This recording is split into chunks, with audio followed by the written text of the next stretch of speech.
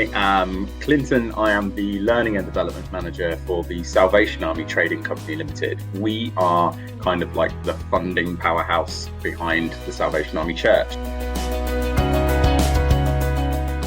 So it kind of came about that we have compliance training that covers things like health and safety, ED&I, mental health at work, safeguarding and the likes.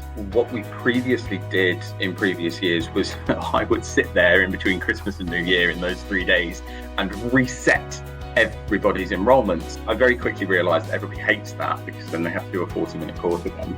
We worked on creating a set of refresher modules, which then reduce a 40-minute course to 3 slides and the knowledge check.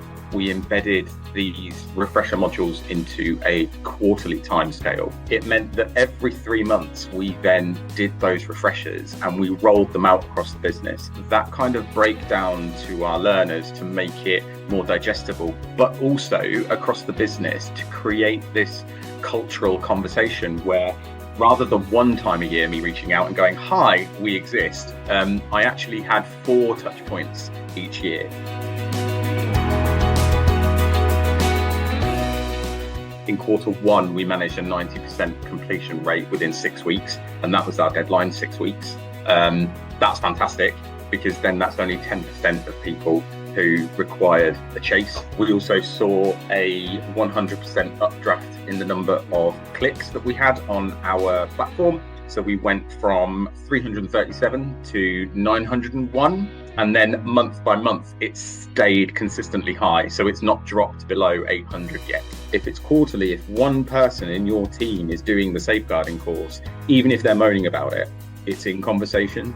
So people are talking about it. And I'd rather people were talking about it, no matter the context, negative, positive, they're still talking about it, which means they'll identify it when it does go wrong.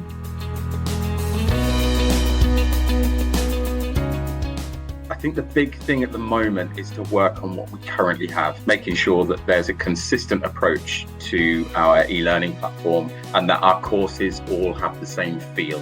We're now at a point where we've got a very big collection, which requires a lot of maintenance at this point. And I think that's the thing that we possibly didn't realize when we started with this. So I think our current plan is to make sure that as we're building our culture of learning, we're also supporting those that engage by giving them the same standard of course across the board.